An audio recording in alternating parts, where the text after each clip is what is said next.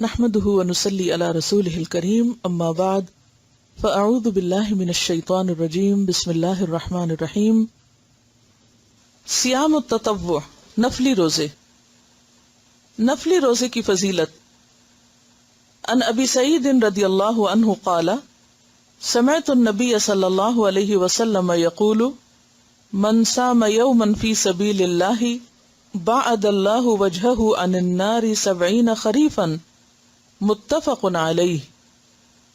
حضرت ابو سعید خدری رضی اللہ عنہ سے روایت ہے، کہتے ہیں میں نے رسول اللہ صلی اللہ علیہ وسلم کو فرماتے ہوئے سنا ہے، جس نے اللہ کی راہ میں یعنی اللہ کی خاطر ایک دن کا روزہ رکھا، اللہ تعالیٰ اسے 70 سال کی مسافت کے برابر جہنم کی آگ سے دور کر دیں گے.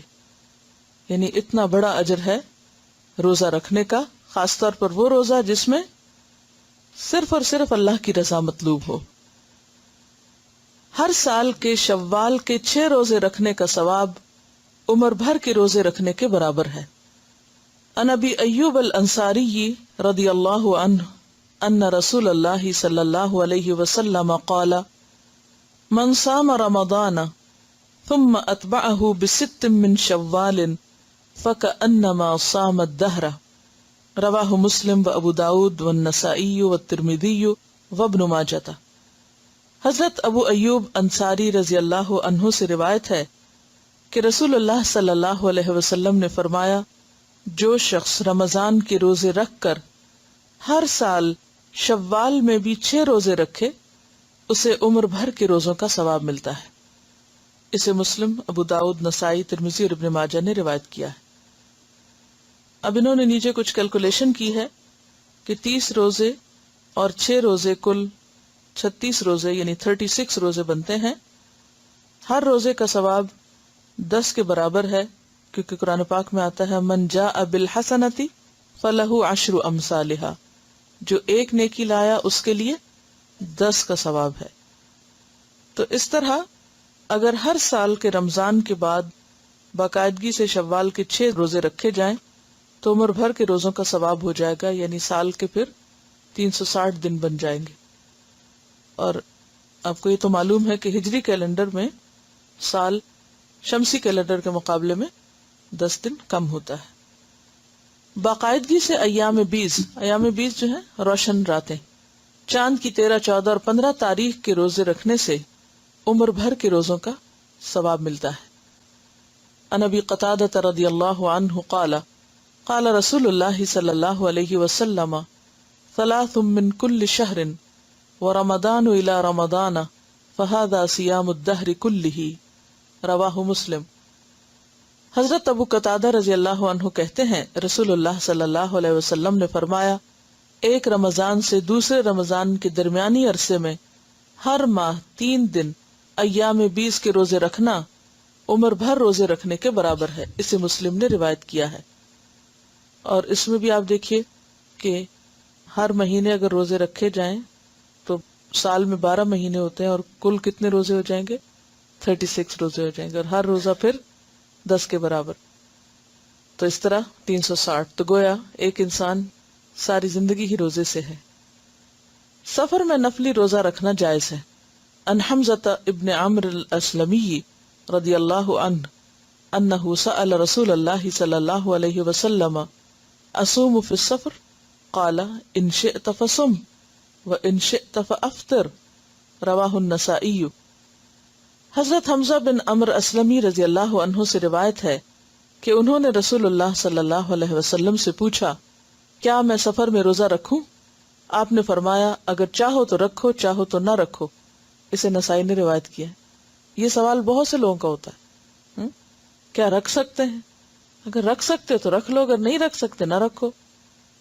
جہاد یا حج کے سفر میں روزہ رکھنے والے کو اللہ تعالیٰ 70 سال کی مسافت کے برابر جہنم سے دور کر دیتے ہیں. یعنی اس میں یہ جو فی سبیل اللہ ہے، اس میں انہوں نے اسے اللہ کے راستے میں، یعنی اللہ کے راستے میں جو سفر ہو اس سفر میں روزے رکھنے سے تعبیر کیا ہے. تو طالب علم بھی کس میں ہوتا ہے؟ فی سبیل اللہ ہوتا ہے. وہ حدیث آپ نے پڑھی ہوگی، جو علم حاصل کرنے کے لیے نکلے وہ اللہ کے راستے میں ہوتا ہے یہاں تک کہ وہ واپس پلٹ جائے. یعنی جب تک آپ گھر جاتے ہیں تو گھر سے نکلنے سے لے کر گھر تک کا سارا وقت کیا وقت ہے؟ فی سبیل اللہ، ظاہر اللہ کی خاطر آپ نکلیں.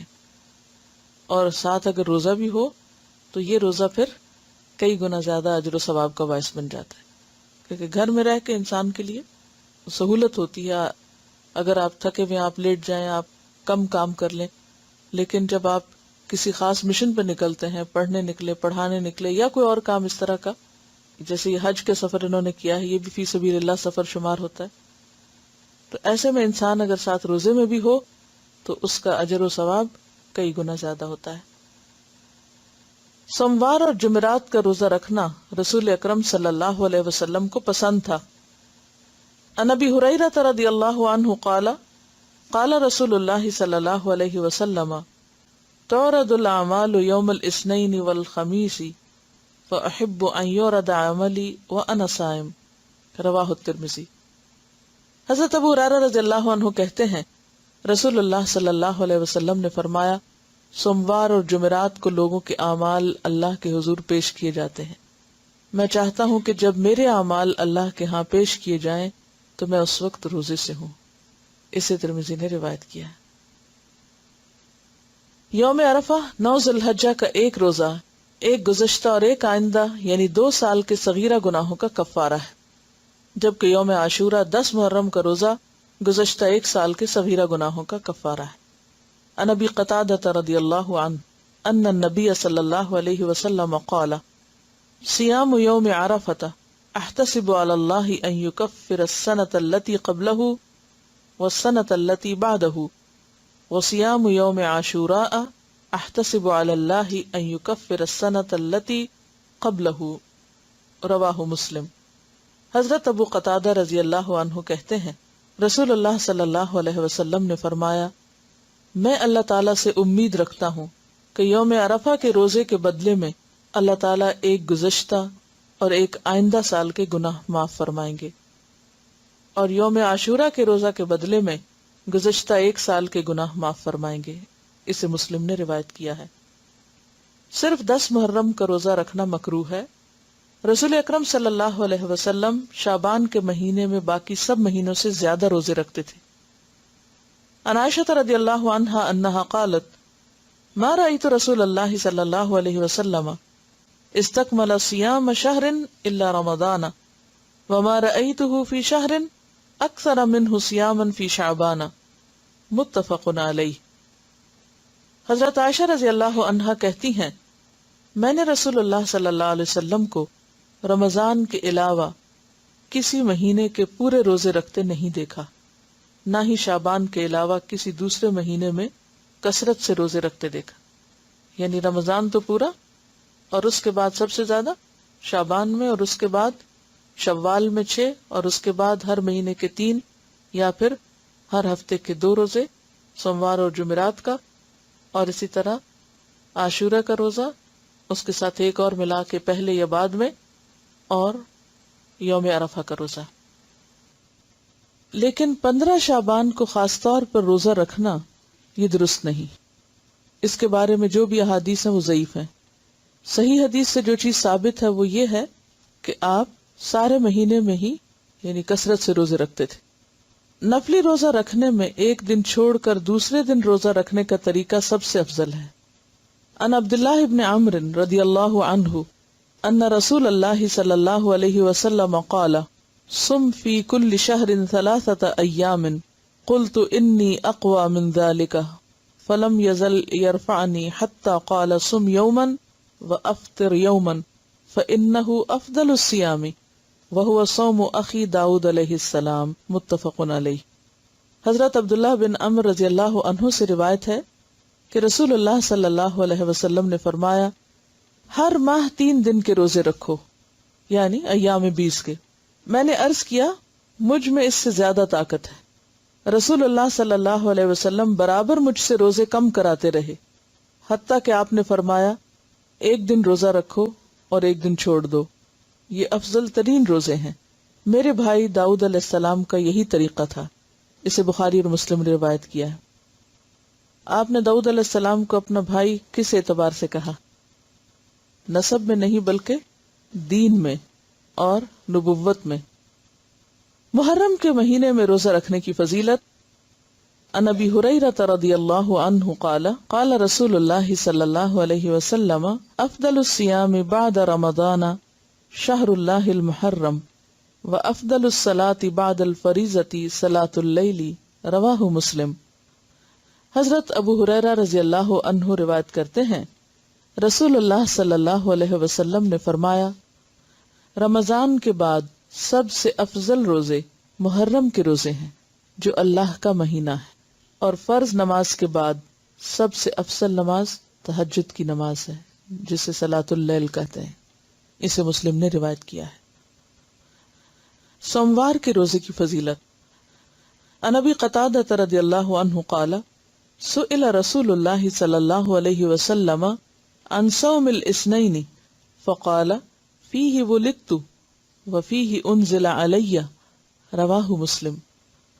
حضرت ابو قتادہ رضی اللہ عنہ کہتے ہیں، رسول اللہ صلی اللہ علیہ وسلم سے سوموار کے روزے کے بارے میں سوال کیا گیا تو آپ نے فرمایا، اس دن میں پیدا کیا گیا اور اسی دن مجھ پر قرآن نازل ہونا شروع ہوا۔ اسے مسلم نے روایت کیا ہے۔ ذی الحجہ کے پہلے 9 روزے رکھنا مستحب ہے۔ ذی الحج کے مہینے میں جو پہلے 9 دن ہے، کیونکہ 10ویں تاریخ کو تو عید ہوتی ہے، کیونکہ وہ دن بہت افضل ایام ہیں، یعنی ان دنوں میں کوئی بھی نیک عمل کرنا بہت زیادہ اجر و ثواب کا باعث ہے۔ ہر ماہ کوئی سے 3 روزے رکھنا مستحب ہے۔ ہر ماہ کے پہلے سوموار اور پہلی دونوں جمعراتوں کے روزے رکھنا بھی آپ صلی اللہ علیہ وسلم کا معمول تھا۔ یعنی اس میں آپ دیکھیے کہ مختلف طرح کے آپ کے پاس آپشنز ہیں۔ عن بعض ازواج النبی صلی اللہ علیہ وسلم ان رسول اللہ صلی اللہ علیہ وسلم کان یصوم 9 من ذی الحجہ ویوم عاشورہ و3 ایام من کل شہر اول 2 من الشہر وخمیسین، رواہ النسائی۔ نبی اکرم صلی اللہ علیہ وسلم کی کسی زوجہ محترمہ سے روایت ہے کہ رسول اکرم صلی اللہ علیہ وسلم ذی الحجہ کے پہلے 9 روزے اور عاشورہ کا روزہ رکھتے، نیز ہر ماہ میں 3 روزے رکھا کرتے، ایک روزہ ہر ماہ کے پہلے سوموار کو اور ہر ماہ کی پہلی 2 جمعرات کو۔ تو اس سے پتہ چلتا ہے کہ یا تو 3 ایام 20 کے روزے رکھ سکتے ہیں، یا یہ ہے کہ آپ ہر ہجری مہینے کے دوسرے نہیں، ہجری مہینے کے پہلے سوموار اور پھر پہلے 2 جمعرات، اس طرح بھی 3 پورے کر سکتے ہیں۔ کیونکہ بعض اوقات ایسا ہوتا ہے نا کہ ان 3 دنوں میں آپ کو نماز نہیں پڑھنی، روزہ نہیں رکھنا، تو اس کے پھر آلٹرنیٹ کے طور پر یہ دوسرا طریقہ بھی اختیار کیا جا سکتا ہے۔ ویسے تو نفلی روزہ کبھی بھی آپ رکھ سکتے ہیں۔ نفلی روزے کی نیت دن میں زوال سے پہلے کسی وقت بھی کی جا سکتی، یعنی اگر آپ نے کچھ کھایا پیا نہیں صبح سے تو ظہر سے پہلے آپ اس کی نیت کر سکتے ہیں۔ نفلی روزے کی قضا واجب نہیں، اسی طرح آپ کسی بھی وقت اس کو کھول سکتے ہیں دن میں اگر وہ بھاری ہو رہا ہو پر، اور اس کی قضا بھی پھر بعد میں نہیں دینا ہوگی۔ نفلی عبادت میں اعتدال اور میانہ روی افضل ہے۔ صیام 40 مسلسل 40 روزوں کا چلہ سنت رسول صلی اللہ علیہ وسلم سے ثابت نہیں، یعنی بعض لوگ 40 دن کے روزے رکھتے ہیں تو اس کی کوئی حقیقت نہیں۔ زیادہ افضل عمل وہ ہوتا ہے جس میں ہمیں دلیل مل جائے اور جو نبی صلی اللہ علیہ وسلم کا طریقہ ہو۔ الصیام الممنوع والمکروہ، ممنوع اور مکروہ روزے۔ عید الفطر اور عید الاضحیٰ کے روزے رکھنا منع ہے۔ عن ابی عبید رضی اللہ عنہ قال شہدت العید مع عمر بن الخطاب رضی اللہ عنہ فقال هذان يومان نهى رسول الله صلی اللہ علیہ وسلم عن صيامهما يوم فطركم من صيامكم واليوم الآخر تأكلون فيه من نسككم، رواہ البخاری۔ حضرت ابو عبید رضی اللہ عنہ کہتے ہیں، میں نے عمر بن خطاب کے ساتھ نماز عید ادا کی۔ حضرت عمر نے کہا، ان 2 دنوں کے روزے رکھنے سے نبی اکرم صلی اللہ علیہ وسلم نے منع فرمایا ہے۔ پہلا دن جب تم اپنے روزے ختم کرو، دوسرا دن جب تم قربانی کا گوشت کھاتے ہو۔ اسے بخاری نے روایت کیا ہے۔ روزے ختم کرو سے مراد عید الفطر ہے، اور قربانی کا گوشت عید الاضحیٰ میں کھایا جاتا ہے۔ صرف جمعہ کے دن کا روزہ رکھنا مکروہ ہے۔ اگر کوئی شخص اپنے معمول کے مطابق جمعہ کا روزہ رکھے تو جائز ہے، مثلا اگر کوئی شخص ہر دوسرے یا تیسرے دن روزہ رکھنے کا عادی ہے اور کسی دن جمعہ کا روزہ آ جاتا ہے تو وہ جائز ہے. جیسے صوم داؤدی میں ایک دن چھوڑ کے ایک دن روزہ رکھتے ہیں تو اس صورت میں درست ہے، ورنہ خاص طور پر جمعے کی نیت کر کے کہ یہ بہت مبارک دن ہے، اس دن زیادہ ثواب ہوگا، ایسا کرنا درست نہیں، کیونکہ سنت سے اس کی دلیل نہیں. عن ابی ہریرہ عن النبی صلی اللہ علیہ وسلم قال لا تختصوا لیلۃ الجمعۃ بقیام من بین اللیالی ولا تخصوا یوم الجمعۃ بصیام من بین الایام الا ان یکون فی صوم یصومہ احدکم رواہ مسلم. حضرت ابو ہریرہ رضی اللہ عنہ سے روایت ہے کہ نبی اکرم صلی اللہ علیہ وسلم نے فرمایا، جمعہ کی رات یعنی جمعہ اور جمعرات کی درمیانی رات جو ہوتی ہے نا، جمعرات جب ختم ہوتی ہے اور اگلے دن جمعہ ہوتا ہے تو وہ رات بیچ کی، اس کو قیام اللیل کے لیے مقرر نہ کرو، فکس نہ کرو، اور نہ جمعہ کے دن کو روزے کے لیے مخصوص کرو. ہاں اگر کوئی شخص روزہ رکھنے کا عادی ہو اور اس میں جمعہ آ جائے تو پھر جائز ہے. اسے مسلم نے روایت کی، یعنی بالکل واضح حدیث ہے. ہمارے ہاں بعض لوگ شب جمعہ مناتے ہیں اور وہ اسی رات کو زیادہ عبادت کرتے ہیں، حالانکہ اس سے منع کیا گیا ہے کہ صرف اس رات کو مخصوص نہ کیا جائے. عن ابی ہریرہ رضی اللہ عنہ قال سمعت رسول اللہ صلی اللہ علیہ وسلم یقول لا یصوم احدکم یوم الجمعۃ الا یوما قبلہ او بعدہ رواہ البخاری. حضرت ابو ہریرہ رضی اللہ عنہ کہتے ہیں کہ میں نے رسول اللہ صلی اللہ علیہ وسلم کو فرماتے ہوئے سنا ہے، کوئی آدمی صرف جمعہ کا روزہ نہ رکھے، اگر رکھنا چاہے تو ایک دن پہلا یا پچھلا ساتھ ملا کر رکھے، یعنی جمعرات اور جمعے کا یا جمعے اور ہفتے کا رکھ سکتا ہے، ورنہ خالی جمعے کا نہ رکھے. اسے بخاری نے روایت کیا. اس کی کیا حکمت ہو سکتی ہے؟ اس سے کیوں منع کیا گیا ہے؟ کیا سمجھ میں آتا ہے آپ کو؟ جمعہ عید کا دن ہے، اور اصل میں بات یہ ہے کہ جو چیز اللہ اور اس کے رسول صلی اللہ علیہ وسلم نے مخصوص نہیں کی وہ ہمیں اپنی طرف سے، اپنی عقل سے، اپنے قیاس سے نیکی سمجھ کے مخصوص نہیں کرنی چاہیے. ٹھیک ہے نا؟ کیونکہ اگر کوئی چیز قیاس کے ذریعے عبادت بن سکتی تو پھر یہ جمعے کی رات کو ہماری تصور اور خیال میں ایک نیکی کی رات سمجھا جاتا ہے، تو یہ سوچ کے کہ اس دن کا ثواب زیادہ ہے، کیونکہ جمعے کے دن کے کئی فضائل ہیں، لیکن اسی دن روزہ رکھنے سے منع کر دیا گیا. تو اصل حکم کیا ہے کہ ما آتاکم الرسول فخذوہ وما نہاکم عنہ فانتہوا، جو وہ دیتے ہیں تم کو لے لو، جس سے روکتے ہیں رک جاؤ. اصل معاملہ اطاعت کا معاملہ ہے کہ کون کتنا فرما بردار ہے. اور ویسے بھی آپ دیکھیے کہ دین میں بہت ساری چیزیں جنہیں اللہ اور اس کے رسول صلی اللہ علیہ وسلم نے مقرر نہیں کیا، وہ بندوں پہ مقرر کر دینا کیا ہے؟ بندوں کے ساتھ زیادتی، بندوں کے لیے زندگی دوبھر کرنا ہے. جیسے کہ یہ چیز اتنے 1000 دفعہ پڑھو تو وہ کیا ہے بندوں کے لیے؟ مشکل، یعنی اللہ کا ذکر بھی ایک بوجھ بن گیا. تو اسی طرح کوئی بھی دن کسی کام کے لیے اس طرح مقرر کر دینا کہ اس میں پھر اس کام کی پابندی کی جائے، جبکہ اللہ اور اس کے رسول صلی اللہ علیہ وسلم نے پابندی نہیں کروائی، تو یہ بندوں کے لیے مشکلات پیدا کرنے کا سبب ہے، اور اس سے پرہیز کرنا چاہیے. یعنی انسانوں کو کوئی حق نہیں کہ اب شریعت میں اضافے کریں. صوم وصال یعنی شام کے وقت روزہ افطار نہ کرنا اور کچھ کھائے پیے بغیر اگلا روزہ شروع کر دینا مکروہ ہے. اس کو صوم وصال، وصال کا مطلب ہوتا ہے جوڑنا، ملانا. عن ابی ہریرہ رضی اللہ عنہ قال نہى رسول اللہ صلی اللہ علیہ وسلم عن الوصال في الصوم فقال له رجل من المسلمین انك تواصل یا رسول اللہ صلی اللہ علیہ وسلم قال وأيكم مثلی انی ابیت یطعمنی ربی ویسقینی متفق علیہ. حضرت ابو ہریرہ رضی اللہ عنہ کہتے ہیں رسول اللہ صلی اللہ علیہ وسلم نے صوم وصال سے منع فرمایا. تو ایک آدمی نے عرض کیا، یا رسول اللہ صلی اللہ علیہ وسلم، آپ تو صوم وصال رکھتے ہیں. آپ نے فرمایا، تم میں مجھ جیسا کون ہے؟ میں رات کو سوتا ہوں تو مجھے میرا رب کھلاتا بھی ہے پلاتا بھی ہے. اسے بخاری اور مسلم نے روایت کیا. اب اس کھلانے پلانے سے مراد وہ بھی ہو سکتا ہے جیسے حضرت مریم کو یعنی معجزاتی طور پہ کھلایا پلایا جاتا تھا، اور اس سے مراد روحانی غذا بھی ہو سکتی کہ انسان اگر روحانی طور پر زیادہ مضبوط ہو تو اگر دنیاوی اعتبار سے کھانا پینا کم بھی ہو تو انسان کے اندر پھر بھی اسٹیمنا باقی ہوتا ہے.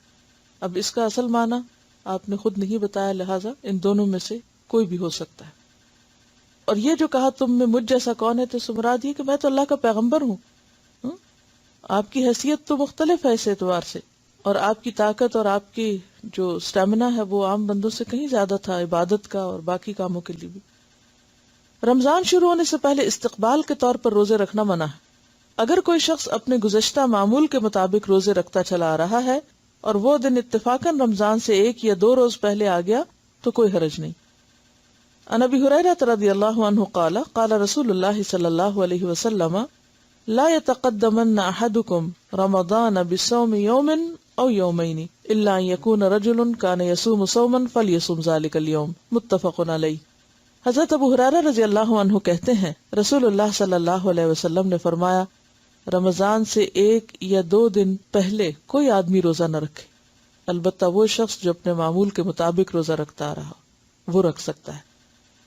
اسی طرح شک کا روزہ رکھنا بھی منع ہے کہ کوئی شخص 1 دن پہلے صرف اس لیے روزہ رکھ لے کہ کیا پتا چاند کہیں نظر آ گیا ہو تو میرا کہیں روزہ رہ نہ جائے، یعنی یا تو چاند دیکھو یا پھر 30 دن مکمل کر لو اگر بادل وغیرہ نہ ہو تو۔ مسلسل روزے رکھنا بھی منع ہے۔ عن عبداللہ بن عمرو بن العاص رضی اللہ عنہما قال قال رسول اللہ صلی اللہ علیہ وسلم یا عبداللہ الم اخبر انک تصوم النہار وتقوم اللیل فقلت بلا یا رسول اللہ قال فلا تفعل صم وافطر قم ونم فإن لجسدك عليك حقا وإن لعينك عليك حقا وإن لزوجك عليك حقا وإن لزورك عليك حقا لا صام من صام الدهر متفق علیہ۔ حضرت عبداللہ ابن عمرو ابن عاص رضی اللہ عنہ کہتے ہیں رسول اللہ صلی اللہ علیہ وسلم نے مجھے فرمایا اے عبداللہ مجھے خبر ملی ہے کہ تم ہمیشہ دن کو روزہ رکھتے ہو اور رات کو قیام کرتے ہو۔ میں نے عرض کیا ہاں یا رسول اللہ صلی اللہ علیہ وسلم میں ایسا ہی کرتا ہوں۔ آپ صلی اللہ علیہ وسلم نے فرمایا ایسا مت کرو، روزہ رکھو بھی اور چھوڑ بھی دو، رات کو قیام بھی کرو اور آرام بھی کرو، تمہارے جسم کا تم پر حق ہے، تمہاری آنکھ کا تم پہ حق ہے یعنی سونا بھی چاہیے، تمہاری بیوی کا تم پر حق ہے، تمہارے مہمان کا تم پر حق ہے۔ جس نے مسلسل روزے رکھے اس کا کوئی روزہ نہیں، کیونکہ وہ پھر جسم ویسے ہی عادی ہو جاتا ہے بھوکا رہنے کا، تو وہ پھر بھوک کی جو ایک کیفیت ہوتی ہے یا تڑپ ہوتی ہے وہ محسوس بھی نہیں ہوتی، وہ روزہ نہیں بلکہ عادت ہو گئی، جسے بخاری اور مسلم نے روایت کیا۔ ایام تشریق یعنی 11، 12، 13 ذوالحجہ کے روزے رکھنا منع ہے، البتہ جو حاجی قربانی نہ دے سکے وہ منا میں ایام تشریق کے روزے رکھ سکتا ہے۔ عن عائشہ وابن عمر قال لم يرخص في ایام التشریق ان يصمن الا لمن لم يجد الهدي رواہ البخاری۔ حضرت عائشہ اور حضرت ابن عمر رضی اللہ عنہما سے روایت ہے کہ ایام تشریق میں کسی آدمی کو روزہ رکھنے کی اجازت نہیں دی گئی سوائے اس حاجی کے جو قربانی نہ دے سکے۔ یہاں اصل میں لمن لم یجد الہدی ہے، اس کا ترجمہ ہے کہ جو ہدی نہ پائے یعنی جو قربانی نہ دے سکتا ہو، یہ مراد ہے۔ حاجی کو عرفات میں 9 ذی الحج یعنی یوم عرفہ کا روزہ رکھنا منع ہے۔ ان میمونہ رضی اللہ عنہا ان الناس شکوا فی صیام النبی صلی اللہ علیہ وسلم یوم عرفہ فارسلت الیہ بحلاب وهو واقف فی الموقف فشرب منه والناس ينظرون متفق علیہ۔ حضرت میمونہ رضی اللہ عنہا سے روایت ہے کہ لوگوں نے عرفہ کے دن نبی اکرم صلی اللہ علیہ وسلم کے روزے میں شک کیا تو انہوں نے یعنی حضرت میمونہ نے آپ کے پاس دودھ بھیجا، آپ نے اس پیالے سے دودھ پیا۔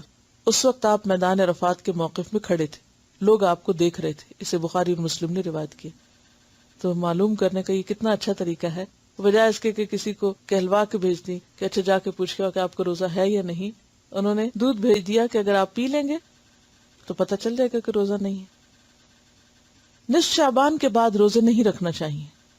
عن ابی ہریرہ رضی اللہ عنہ قال قال رسول اللہ صلی اللہ علیہ وسلم اذا بقی نصف من شعبان فلا تصوموا رواہ الترمذی۔ حضرت ابو ہریرہ رضی اللہ عنہ کہتے ہیں رسول اللہ صلی اللہ علیہ وسلم نے فرمایا جب نصف شعبان باقی رہ جائے یعنی رمضان سے 15 دن پہلے تو نفلی روزے نہ رکھو۔ اسے ترمذی نے روایت کی۔ کیوں منع کیا گیا؟ تاکہ رمضان کے لیے طاقت بحال ہو جائے۔ عورت کا اپنے شوہر کی اجازت کے بغیر نفلی روزہ رکھنا منع ہے۔ عن ابی ہریرہ رضی اللہ عنہ ان رسول اللہ صلی اللہ علیہ وسلم قال لا تصوم المرأة وزوجها شاهد یوما من غیر شہر رمضان الا باذنه رواہ الترمذی۔ حضرت ابو ہریرہ رضی اللہ عنہ سے روایت ہے کہ رسول اکرم صلی اللہ علیہ وسلم نے فرمایا کوئی عورت اپنے شوہر کی موجودگی میں اس کی اجازت کے بغیر سوائے رمضان کے روزوں کے نفلی روزے نہ رکھے۔ اس میں یہ ہے کہ رمضان کے روزے میں شوہر سے نہیں پوچھا جائے گا، اور رمضان میں اگر کچھ چھٹ گئے تو قضا کرنا جو ہے وہ بھی فرض روزہ ہی ہے، اور وہ یعنی رمضان کے روزے کی ادائیگی ہے، اس لیے اس کی بھی اجازت ہے، وہ انسان پوچھے بغیر رکھ سکتا ہے، ورنہ عام نفلی روزے نہیں۔ کیوں منع کیا گیا؟ شوہر اور بیوی کے تعلقات جو ہے وہ روزے کی حالت میں منع ہے، تو اس میں یہ ہے کہ ایسی عبادات جن میں دونوں کے تعلقات میں کسی قسم کی کشیدگی پیدا ہو سکتی ہو، ان میں باہمی مشورہ ضروری ہے۔ اس میں دین کا حسن آپ دیکھیے، باہمی تعلق جو ہے سکون کا باعث ہے۔ وہ سکون کا باعث اسی وقت ہوتا ہے کہ جب آپس کی کمیونیکیشن ہوتی ہے، انڈرسٹینڈنگ ہوتی ہے۔ اگر شوہر بیوی کے درمیان کوئی کمیونیکیشن ہی نہیں، آپس میں مشورہ ہی نہیں، کسی معاملے میں کوئی گفتگو ہی نہیں، تو وہ پھر مودتاً اور رحمتاً کا سبب نہیں ہو سکتا۔ تو اسی طرح اب فرضی روزے تو فرضی انڈرسٹوڈ سب نے رکھنے، تو اس سے یہ بھی پتہ چلتا ہے کہ اگر عورت کو نفلی کام کری، کوئی نیکی کا کام کری، تو اسے شوہر کو ساتھ لے کے چلنا چاہیے۔ ٹھیک ہے نا، مثلا آپ قرآن پڑھ رہے ہیں تو اس میں شوہر کو بھی ساتھ لے کے چلنا، یہ نہیں کہ جو پڑھ کے گئے بس خاموشی گھر میں جا کے کچھ شیئر نہیں کرنی، شیئر کیا کرے، ڈسکس کیا کرے، یہ پڑھا ہے، یہ نہیں کہ وہ فتوے دینا شروع کر دیں یا پڑھانا ان کو شروع کر دیں، لیکن ان کے ساتھ ڈسکس کرے۔ ان کے سوال یہ تھا کہ کیا شوہر بیوی کی اجازت کے بغیر روزہ رکھ سکتا ہے؟ تو اس میں آپ دیکھیں پیچھے حضرت عمرو بن العاص جب آپ صلی اللہ علیہ وسلم نے جب کہ کثرت سے نفلی روزے رکھتے تھے تو انہوں نے کیا کہا کہ تمہاری بیوی کا بھی تم پر حق ہے۔ تو اس سے کیا پتہ چلتا ہے کہ اگرچہ یہ نہیں کہا کہ اجازت، بات اصل میں میوچل انڈرسٹینڈنگ کی، کہ دونوں ایک دوسرے کی ضروریات کا اور ایک دوسرے کے جذبات کا خیال رکھیں۔ صرف عاشورہ 10 محرم کا روزہ رکھنا مکروہ ہے۔ 9 اور 10 محرم یا 10 اور 11 محرم 2 دن کے روزے رکھنے چاہیے۔ عن عبداللہ ابن عباس رضی اللہ عنہما یقول حین صام رسول اللہ صلی اللہ علیہ وسلم یوم عاشوراء وامر بصیامہ قالوا یا رسول اللہ صلی اللہ علیہ وسلم انہ یوم تعظمہ الیہود والنصارى فقال رسول اللہ صلی اللہ علیہ وسلم فاذا كان العام المقبل ان شاء اللہ صمنا اليوم التاسع قال فلم يأت العام المقبل حتى توفي رسول اللہ صلی اللہ علیہ وسلم رواہ مسلم۔ حضرت عبداللہ بن عباس رضی اللہ عنہ فرماتے ہیں رسول اللہ صلی اللہ علیہ وسلم نے عاشورہ 10 محرم کا روزہ رکھا اور لوگوں کو بھی رکھنے کا حکم دیا۔ لوگوں نے عرض کیا یا رسول اللہ صلی اللہ علیہ وسلم 10 محرم تو یہود و نصارہ کے نزدیک بڑی عظمت کا دن ہے۔ آپ نے فرمایا اچھا، آئندہ سال ہم انشاءاللہ 10 محرم کے ساتھ 9 محرم کا روزہ بھی رکھیں گے۔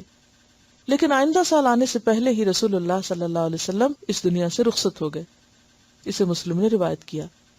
یوم عاشورہ 10 محرم کی فضیلت کی وجہ یہ ہے کہ جب رسول اکرم صلی اللہ علیہ وسلم مدینہ منورہ تشریف لائے تو یہودی 10 محرم کا روزہ رکھتے تھے۔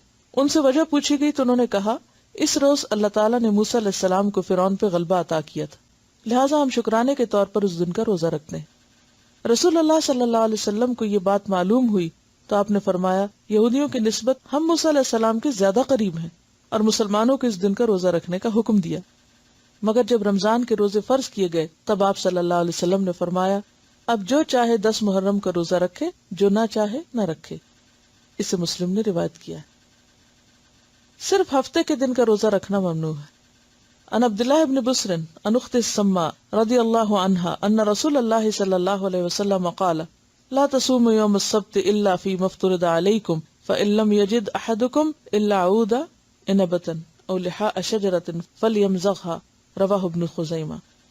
حضرت عبداللہ بن بسر اپنی بہن سما سے روایت کرتے ہیں کہ رسول اللہ صلی اللہ علیہ وسلم نے یہ فرمایا کہ ہفتے کا روزہ سوائے فرض روزے کے نہ رکھو، اگر کھانے کو اور کوئی چیز نہ ملے تو انگور کی لکڑی یا درخت کی چھال ہی چبا لو، یعنی کچھ نہ کچھ ضرور چکھو۔ ہفتہ چونکہ اہل کتاب کی عید کا دن تھا سبت، لہذا آپ صلی اللہ علیہ وسلم نے ہفتے کے ساتھ جمعہ یا اتوار کے دن کا روزہ ملا کر رکھنے کا حکم دیا۔ عید الاضحیٰ کے دن جو صبح کے وقت روزہ رکھتے ہیں وہ قربانی کے گوشت سے کھولنا چاہیے، اور اگر کسی کو زیادہ بھوک لگی تو عید کے بعد پھر وہ کسی بھی چیز سے کھول لے۔ لیکن صحابیات کے اس بارے میں ہمیں عمل یہ ملتا ہے کہ وہ بچوں کو دودھ تک نہیں پلاتی تھی، یعنی صبح اٹھنے سے لے کر عید پڑھنے تک کم از کم، اور قربانی کرنے تک اصل میں یعنی روزہ رکھتے تھے بغیر کچھ کھائے پیے، نہیں کہ سحری کھا کے روزہ رکھتے تھے، نہیں کچھ نہیں کھاتے تھے۔ لیکن عید الفطر کے دن کھجور کھانا آپ صلی اللہ علیہ وسلم کی سنت ہے، ویسے کچھ بھی میٹھا کھا سکتے۔ وآخر دعوانا ان الحمد للہ رب العالمین۔ سبحانک اللہم و بحمدک، نشہد ان لا الہ الا انت، نستغفرک و نتوب الیک۔ السلام علیکم و رحمۃ اللہ وبرکاتہ۔